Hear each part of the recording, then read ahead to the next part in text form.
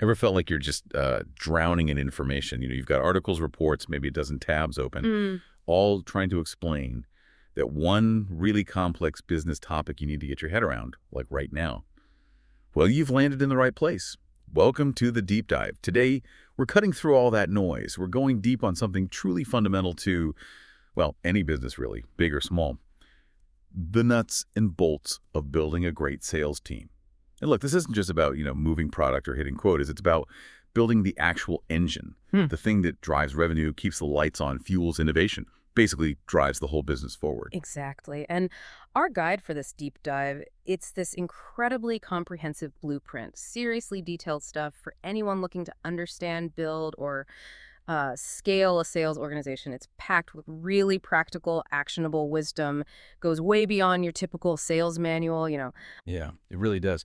So our mission for you, the listener, is simple. We're going to pull out the most impactful insights, the strategies you can actually use, and maybe even some surprising facts from all this material. The goal is to give you a powerful, really well-informed perspective and fast. So let's unpack this. Because honestly, understanding how to build a truly great sales team, it's crucial. It doesn't matter if you're a founder, a manager, or just curious about the backbone of business growth. Okay, so let's kick things off with the big question.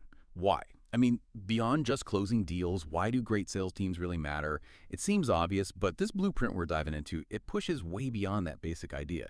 It argues for something, well, more fundamental. It really does. And it's interesting, isn't it? The material, it really emphasizes that sales teams are genuinely the face of the company, not just, a transaction point. They're positioned as the bridge between product and customer. And critically, like you said, the engine that drives revenue and growth. For early stage startups, I mean, it's quite literal, right? They keep the lights on. But what really stood out to me was this idea of them being a feedback loop. A feedback loop? Yeah. Okay, that's not the first thing that usually springs to mind when you think sales team. Exactly. But think about it. A sales rep who's actually listening, really listening at prospects, isn't just trying to close. They're gathering vital market intelligence. They're hearing firsthand about, say, shifting customer pain points or maybe new competitors popping up, even completely new ways people might use your product, things you hadn't thought of. And that intel, it can directly inform product development, marketing strategies. It can even help you spot whole new markets. It's about being proactive, not just, reactive. Plus, let's be honest, in today's world where customer experience is everything, these folks are your brand ambassadors. Their professionalism, their empathy, that creates lasting impressions. That makes a ton of sense. It reframes the role completely. And speaking of the upside, this blueprint, it doesn't shy away from the flip side either. The pretty significant risks if you don't get sales right. The source actually cites a Harvard Business Review study suggesting the average cost of just one failed sales hire can top $200,000. Yeah. I mean, that's basically a whole year's salary, just gone, poof. And that's not even counting the damage to morale, reputation, all of that. It really makes you stop and think, doesn't it? It absolutely does. And if you connect that, to the bigger picture, a poorly run sales function, it can lead straight to things like inconsistent messaging, damaged customer trust, definitely high churn rates if customers feel like they were just oversold or maybe misunderstood. And it's not just about one bad hire either. Poor leadership or maybe a toxic sales culture, that often creates this revolving door of talent, which just ramps up recruitment costs and kills any kind of continuity. And then there's the impact on how teams work together. You get silos if sales isn't aligned with marketing or product or customer success. Right. It's not just a sales problem then, it's a strategic risk. It can really hamstring the whole organization's ability to execute. Okay, so getting it right is clearly critical. But where do you even begin? I mean, the complexity. The material really hammers home, starting with a clear sales vision. And this isn't about like random numbers on a spreadsheet. It's about truly aligning sales strategy with the company mission. The idea is that every single salesperson becomes a carrier of a deeper message. Can you give us an example? Like, what does that actually look like day to day? Sure. The blueprint has a great example. Let's say your company's mission is something like empowering small businesses through seamless financial technology. Okay, if that's the mission, then your sales strategy has to prioritize things like client education, trust building, definitely consultative selling. It means shifting, right? From just pushing a product to really understanding and genuinely solving your client's underlying problems. But, and this is crucial, you've got to ground that vision in market realities. You need to deeply understand who you're actually selling to. So that involves market segmentation, breaking down the market into identifiable groups based on industry, size, geography, maybe specific pain points. Right? Slicing it up. And then you go deeper with personas. Is that right? Exactly. You build these detailed buyer personas. They're like data-driven pictures of your ideal customers, demographics, job role, goals, challenges, what motivates them, even how they prefer to communicate. And alongside that, competitive analysis, really knowing what makes your offering different. And these insights, they aren't just guesswork. You gather them from, customer surveys, CRM data, even digging into recordings of sales calls. And it's not static either.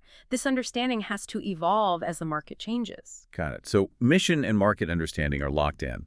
And you translate that into actual goals, tangible goals. And this means setting both short-term and long-term sales goals. They need to be ambitious, yeah, but also realistic. Long-term could be, say, increasing ARR by 50% in 3 years, or maybe expanding into a couple of new international markets. Short-term goals are more like deals closed this quarter, pipeline generated win rate, that sort of thing. And the material, it really pushes the SMART framework here. Specific, measurable, achievable, relevant, time-bound. Everyone knows SMART, right? Right. But the source really points out how often teams mess up the relevant part. They set goals that aren't truly tied back to the bigger company mission, so people end up busy, but not actually moving the needle. That's a really powerful distinction. It's one thing to have those big company goals, but how do you make sure, that every single sales rep's daily grind actually contributes to those larger objectives? And that's where this material, I think, really shines. It shows you how to cascade those big goals down effectively, right, to the individual reps. It also really emphasizes aligning compensation and incentive plans directly to these goals. So, for example, if your big aim is long-term clients and high retention, you got to reward the behaviors that lead to that, not just, quick closes that might turn later. Okay, that clarity on mission and goals, it naturally leads into the practical side of building the team, like choosing the right sales models and structures. One fundamental choice is between inbound and outbound sales. Inbound, that's attracting customers with valuable content, SEO, that kind of thing. Usually builds trust, often has a lower customer acquisition cost, or CAC. Outbound, on the other hand, that's proactive outreach. Think cold calls, emails, gives you more control over pipeline volume, maybe easier to predict revenue, but often a higher CAC. And the blueprint notes, most modern organizations, they end up using some kind of hybrid approach. Right. Makes sense, right? You want the best of both. And the choice, it really depends heavily on your product, your market, your growth stage, all of that. Which also brings us to the pretty distinct differences between B2B, B2C, and enterprise sales, B2C. Typically high volume, lower ticket price, very marketing driven usually. B2B tends to be mid to high ticket deals, much more relationship focused, longer sales cycles. Enterprise sales, though, that's the really big game. Very high ticket values, sales cycles that can stretch for months, sometimes even years. It demands a highly consultative, strategic approach. So each one needs vastly different buyer psychology, different sales cycles, and therefore pretty distinct team needs and skill sets. Right, and to handle these different models and complexities, you see modern sales orgs moving towards specialized roles. Our guide breaks down the classics: SDR, AE, CSM, sales development rep, account executive, customer success manager. Most listeners probably have a sense of what these mean, but what's the key strategic advantage of specializing these functions, beyond just, having more people on the team? Yeah, good question. The key strategic advantage really is efficiency and focus. Your SDRs. They can dedicate themselves entirely to prospecting, qualifying leads, setting up quality meetings for the AEs. The AEs, the account executives, they then take over, manage the demos, handle objections, focus purely on closing those deals, converting. And then the CSMs, customer success managers, they step in post-sale. Their focus is onboarding, ensuring satisfaction, driving renewals, and spotting those crucial upsell opportunities. This specialization, it just lets each role get highly proficient at their specific stage of the customer journey. It reduces friction, smooths things out, and bonus, it creates clearer career paths within the sales org.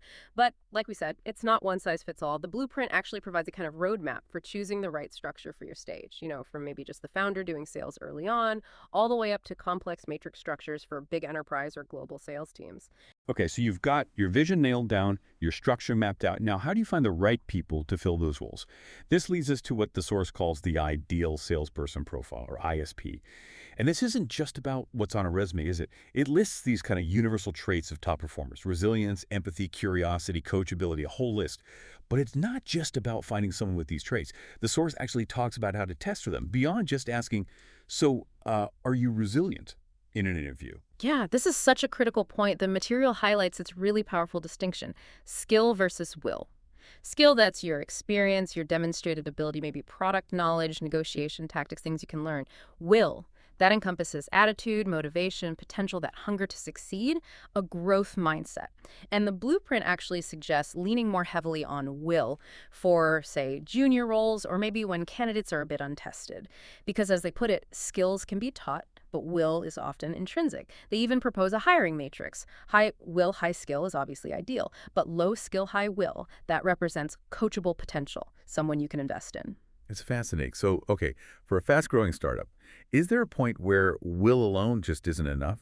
Where you do need to prioritize proven skill, or is it always about that intrinsic drive? That's a good nuance. The material suggests that, yeah, as you scale up and the deals get more complex, a certain baseline of skill definitely becomes more important. But will, that remains foundational. I mean, you can't really teach grit, can you? And a huge part of that will component comes down to cultural fit and, critically, coachability. The source is careful to point out cultural fit isn't about conformity diversity as a strength, right? It's about aligning with core team values. And for coachability, which is just absolutely critical in dynamic markets, they suggest this clever technique. Ask candidates to pitch something, anything, then give them some constructive feedback right there, and just observe how they respond, how they adapt in real time. See it in action. Exactly. It's a powerful way to gauge it, much better than just asking if they think they're coachable. Right. Okay, so you've got your vision, your structure, your ideal profile sketched out.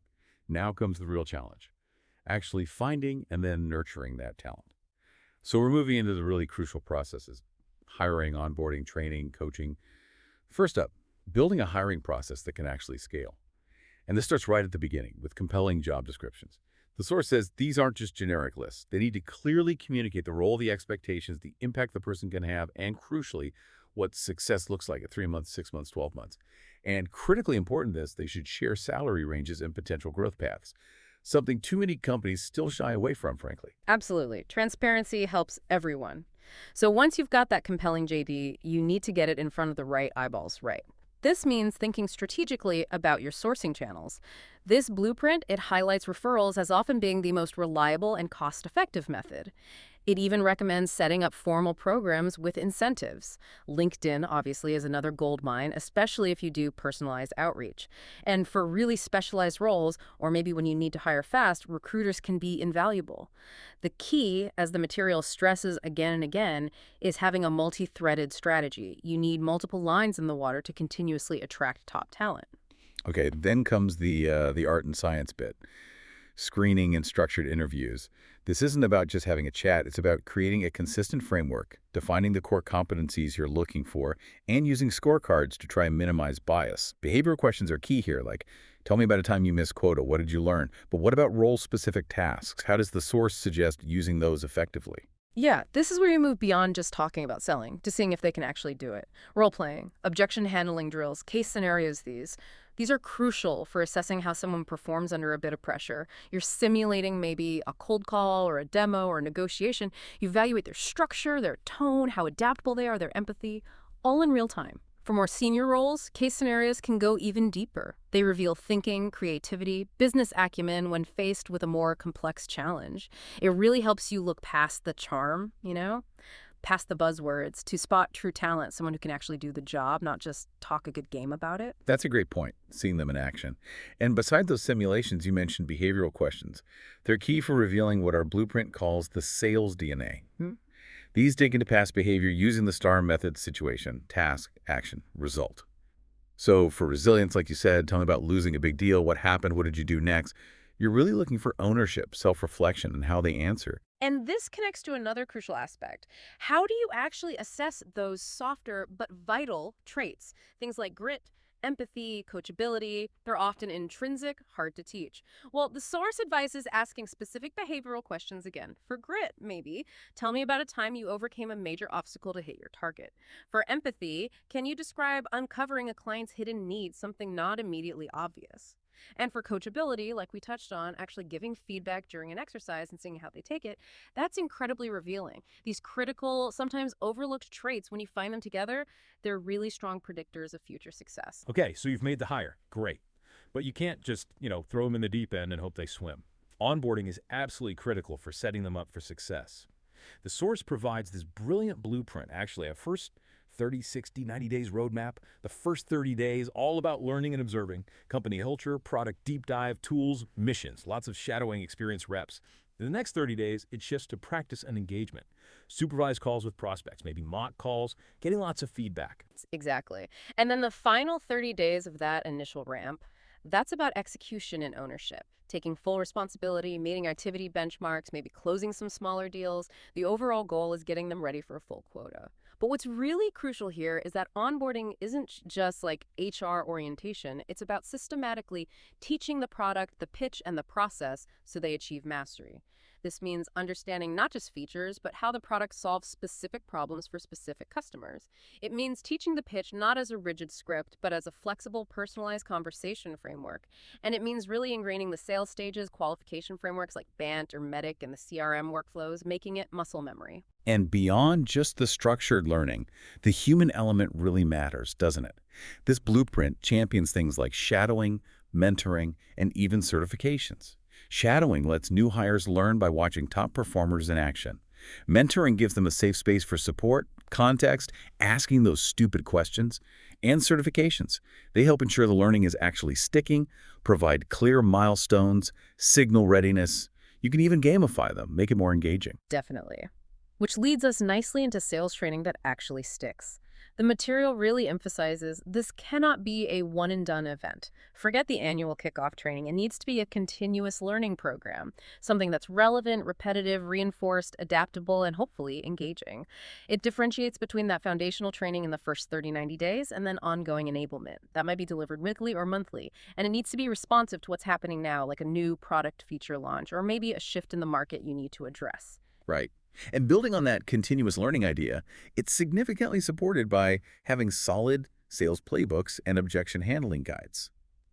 Playbooks aren't just static documents gathering dust, or shouldn't be. They're meant to be living blueprints for how the team sells, capturing what your top performers actually do. Things like ICP definitions, sales stage breakdowns, messaging frameworks, email templates. Exactly. And those objection handling guides, they provide structured ways to respond to common pushback, price, competition, timing, whatever. But the emphasis isn't on rigid scripting, it's on empathy, asking clarifying questions first. It's about equipping your team to think on their feet, not just recite lines. So true. And reps don't just learn by reading manuals, right? They learn by doing. That's why mock calls, practicing demos, and having really structured feedback loops are so vital. Mock calls let them practice real scenarios. A cold call, handling an objection in a safe space, get immediate feedback. Demo practice covers everything from the setup, the storytelling, pacing, keeping people engaged, knowing how to close. And a key takeaway here is the emphasis on the feedback loops themselves. It's not just the manager. Peers, self-review, they're all crucial. And tools like Gong or Chorus, they record and analyze actual calls. That allows managers to coach based on real conversations, maybe focusing on just one specific theme per session. It ensures the improvement is targeted, continuous. That real-time targeted feedback is the perfect lead-in to coaching. The blueprint calls one-on-ones and pipeline reviews essential rituals for effective sales leadership, weekly 1.1s. They're the space for skill development, motivation, removing obstacles, asking things like, what's holding you back? What support do you need from me? Pipeline reviews complement those 1.1s by focusing specifically on deal health, forecast accuracy, making sure the process is being followed. It's all about proactive support. The material stresses that sales calls are really where skill meets reality. And those tools like Gong or Chorus, they're invaluable for recording, analyzing, letting managers coach based on real conversations. Much more effective. They also highlight using deal diagnostics, basically structured postmortems for both lost and won deals. You got to learn from both, right? Extract those lessons, apply them forward. And crucially, there's a strong emphasis on using growth plans proactively. These are tools to help reps develop clear goals, timelines, support used long before you ever need to think about a formal performance improvement plan or PIP. Start with growth. Yeah. Focus on development first. And to make all this coaching actually work, you have to coach the coaches. Great coaching starts with great managers. The source recommends specific training for managers on how to give effective feedback, how to run impactful 1.1s, how to lead insightful call reviews. They even encourage managers to ask, not tell, and really listen more than they speak. It's about empowering your leaders to be true multipliers of potential, creating that positive ripple effect across the whole team. Absolutely. Good managers make all the difference. Okay, let's shift gears slightly. Part 3, equipping and expanding the team. So you've got the right people, you're coaching them well, but you also need the right tools and, critically, a winning culture. First up, the tech stack for sales success. Our guide makes it clear. Technology isn't just a nice-to-have anymore. It turns chaotic workflows into streamlined processes. It helps eliminate guesswork, reduces tedious manual tasks, and provides those crucial insights. Yeah, the foundation of that stack, as material highlights, is usually the CRM. Think Salesforce, HubSpot, tools like that. It's the operational core, the single source of truth. Tracks interactions, manages pipelines, automates tasks, integrates with other systems, gives you reporting. It's central. But beyond the CRM, there's a whole ecosystem of enablement tools. Things like conversation intelligence platforms, Gong, Chorus, again, recording and analyzing calls for coaching gold. Sales engagement platforms, Outreach, SalesLoft, automating and personalizing outreach across channels. Even things like video selling tools, Loom, Vidyard, adding that human touch that cuts through noise. Sales asset management, signature tools, the list goes on. But a key takeaway here. None of this works without good data hygiene. Your data has to be clean, complete, and up to date. And you need robust analytics to turn all that raw data into genuinely actionable insights for planning and strategy. Right. So it's not just about having the tools, it's making sure they actually work together effectively. The blueprint advises designing your tech stack based on your specific goals, your sales process, and actively avoiding tool overload. Having too many disconnected gadgets. Prioritize integration. It even maps out how that tech stack might evolve as the team grows. From maybe just a basic CRM early on to more advanced forecasting and even revenue operations tools in larger enterprise settings. What's a common mistake you see companies make here with tech? Oh, a really common one is adopting tools in isolation without thinking through how they'll integrate with everything else, or just buying tools because they're popular, the flavor of month, without a crystal clear understanding of how that specific tool will solve a specific problem within their existing sales process. The material warns strongly against that shiny object syndrome. It's easy to fall into that trap. Yeah, I can see that. Okay, so beyond the tech, the source makes this really bold claim. Culture is your ultimate competitive advantage. It describes it as this invisible force that shapes behavior, decisions, resilience. It defines what your team lives by, especially when no one is watching. It's not about ping-pong tables or free snacks, is it? It's about consistent behaviors, deeply held values. Exactly.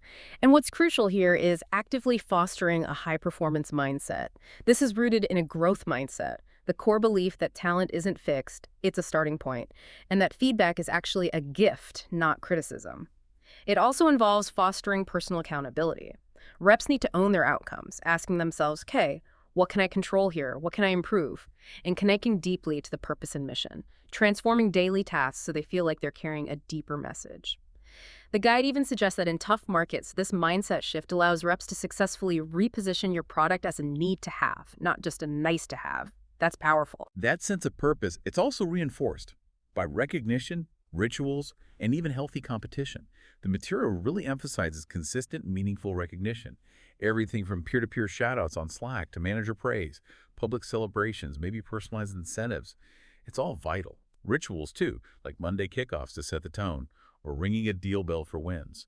They create rhythm and identity. And healthy competition, when it's designed right, rewarding progress, rotating themes, maybe gamifying things, it can really push people upward constructively. Building on that, a crucial point about the most effective sales teams, their commitment to collaboration and transparency.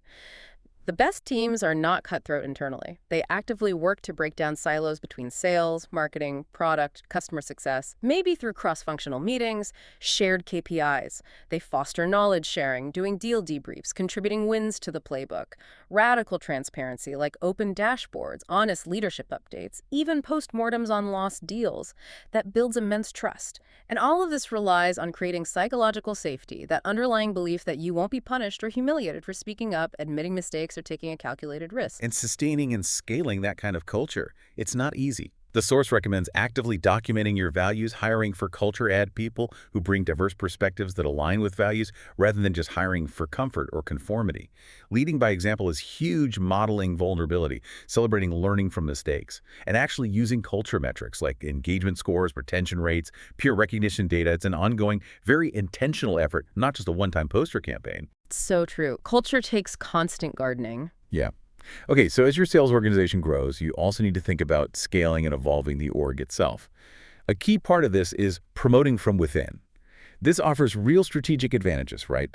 Homegrown managers, they already get your product, your customers, your culture. They've earned credibility on the front lines. But, and it's a big but, the source strongly warns against a classic super rep to bad manager trap, where you just Yeah. promote your top salesperson into management solely based on their quota performance. Ugh, yes.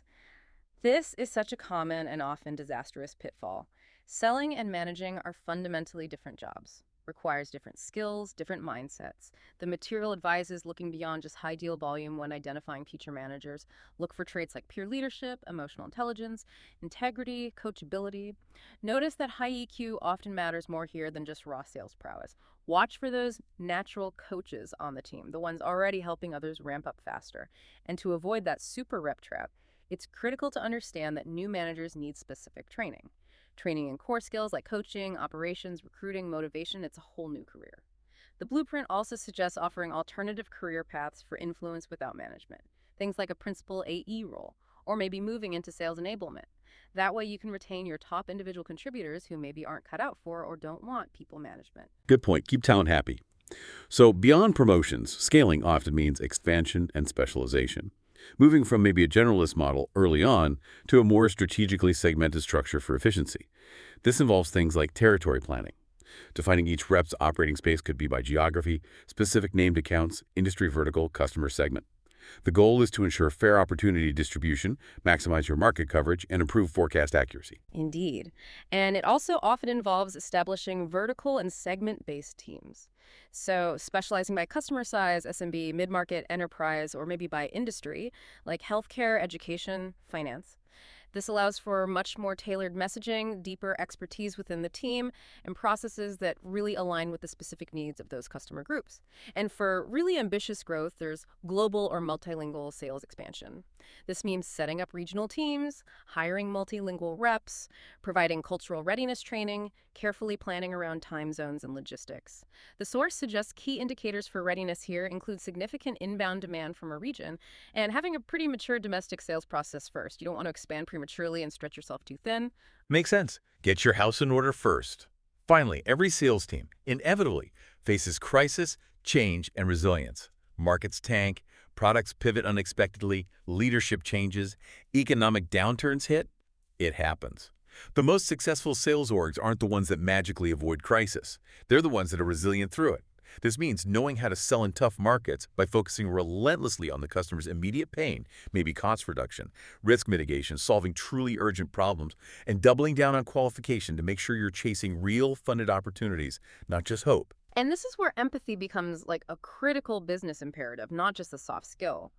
The blueprint advises training reps to really show up human during tough times. Ask about the impact on their business first, maybe offer flexibility rather than just trying to squeeze them. It also covers adapting to internal pivots, big product changes, new leadership. Those require immediate enablement, transparent communication about the new vision, and often rebuilding processes collaboratively. And critically, they address mental health, burnout, and team morale head on. Stressing the need to spot burnout early, maybe reduce pressure slightly without lowering standards, focus on inputs, celebrate effort, and definitely training managers on emotional intelligence so they can actually support their teams effectively through stress. And building that true organizational resilience. The source emphasizes proactive strategies. Things like operational redundancy, cross-training people, having well-documented playbooks, doing scenario planning for potential disruptions, and constantly reinforcing the culture, creating a shared language around resilience, recognizing reps who bounce back from setbacks. It's about being prepared, not just reacting when disaster strikes. Exactly. Building resilience before you desperately need it. So, wow, we've covered a lot of ground today. We've journeyed through the entire life cycle of building a sales team, haven't we? From that foundational vision and defining your ideal team members, through the really meticulous processes of hiring and onboarding, then hitting the crucial elements of training, tools, and that all-important culture. And finally, exploring the art of managing performance, motivating people, strategically expanding your sales force, and even navigating those inevitable crises. Yeah, it's quite the journey. And the sales team of the future, as this blueprint really paints it, it's not just about hitting the number, is it? It's about this blending tech fluency with emotional intelligence. It's about embracing change with curiosity, not fear, And it's about prioritizing impact over just activity, relationships over rigid scripts, and definitely long-term success over those tempting short-term wins. Absolutely. So hopefully this deep dive has armed you, the listener, with a pretty comprehensive roadmap, a powerful shortcut maybe, to being well-informed and feeling ready to tackle the challenges and the opportunities of building a truly world-class sales organization. Which leads to the final thought. So reflecting on all this, what will you prioritize first in building your resilient, human-centric sales team? And how will you leverage some of these insights we've discussed today to ensure your team isn't just selling, but is actually thriving and growing together? Something to think about.